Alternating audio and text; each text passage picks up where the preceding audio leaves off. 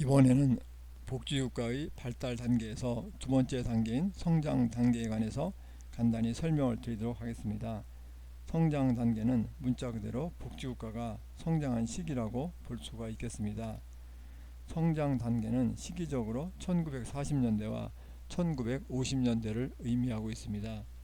그리고 이 성장 단계에서는 사회복지 활동의 영역이 크게 확대된 시기라고 볼 수가 있겠습니다.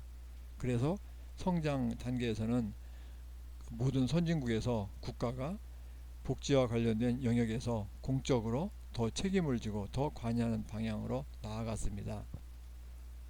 그리고 성장 단계에서는 경제 영역에서 케인스 경제학이 주도권을 이루고 있었습니다. 케인스는 잘 아시다시피 국가가 복지 영역에 또는 경제 영역에 관여하는 것을 찬성하는 사람인데, 그래서 결국은 이 성장 단계에서는 국가가 경제 영역과 복지 영역에 크게 관여하고 있었습니다. 그리고 성장 단계에서는 경제가 잘 성장하고 있었고 실업률이 낮기 때문에 모든 것이 제대로 잘 돌아가고 있었다고 볼 수가 있겠습니다. 성장 단계의 주요한 특징은 사회복지의 기본적인 프로그램을 적용할 수 있는 범위가 커지고 있었다는 점입니다. 예를 들어서 연금 프로그램이나 의료 프로그램이나 빈곤층을 도와주는 공공부조, 그리고 가족수당을 적용하는 범위가 확대되고 있었다는 것을 주요한 특징으로 제시할 수가 있겠습니다. 그리고 국가의 역할을 따져볼 경우에 성장 단계에서는 중앙정부가 공적 지출, 즉 사회적 지출에 대한 재정을 더 부담하는 방향으로 나아갔고, 그리고 복지국가의 대상에 더 많은 사회 구성원, 더 많은 국민이 복지국가의 대상이 되는 방향으로 나아가고 있었습니다.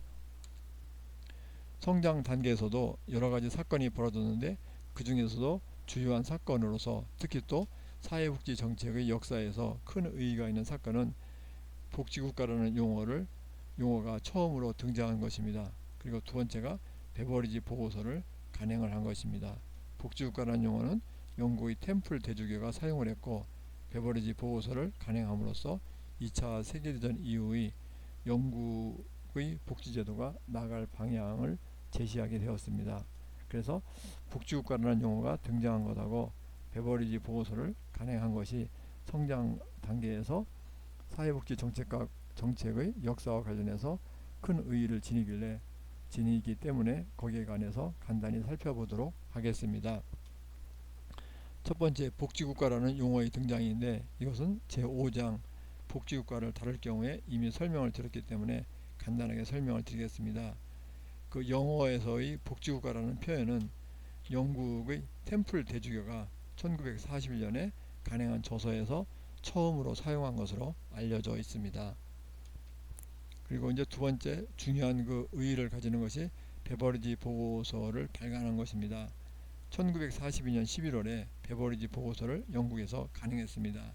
이 베버리지 보고서에서는 우리가 말하는 그 요람에서 무덤까지, 즉 쉬운 말로 하면은 태어나서 죽을 때까지 경제적, 사회적으로 사회 구성원을 보호해주기 위한 방안을 제시를 하였습니다. 베버리지 보고서에서는 이미 배웠다시피 5대학을 제시했는데, 5대학은 궁핍, 질병, 더러움, 무지, 게으름을 의미합니다. 궁핍이라는 것은 요새 말로 빈곤에 해당이 된다고 볼 수가 있겠습니다. 그래서 베버리지 보고서에서는 궁핍에 대비하기 위해서 포괄적인, 즉 폭넓은 사회부장 제도를 도입할 것을 제안을 하였습니다. 이 베버리지 보고서는 여러 가지 의의가 있는데, 첫 번째는 영국의 사회보장 제도와 의료 제도의 기초가 되었습니다. 그리고 또 영국 이외의 많은 국가들이 베버리지 보고서를 참고로 해서 그 복지제도, 물론 여기에는 사회보장 제도도 포함되는데 이런 복지제도의 모델로 삼아왔습니다. 그래서 베버리지 보고서는 큰 의의가 있다고 볼 수가 있겠습니다. 이것은 이미 앞에서 소개해드린 것처럼 베버리지 보고서의 내용입니다. 베버리지 보고서의 원래 제목은 사회보험과 관련 서비스입니다.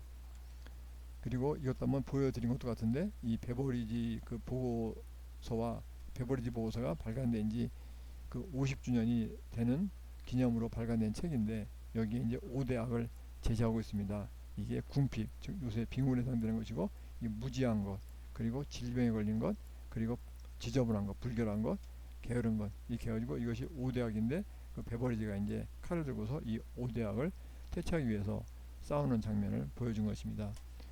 여하튼간에 이 베버리지 보고서는 이제 커다란 의미를 지니고 있다고 볼 수가 있겠습니다. 그래서 성경 단계는 이렇게 간단히 설명을 드리고 또 잠깐 쉬었다가 계속하도록 하겠습니다. 수고하셨습니다.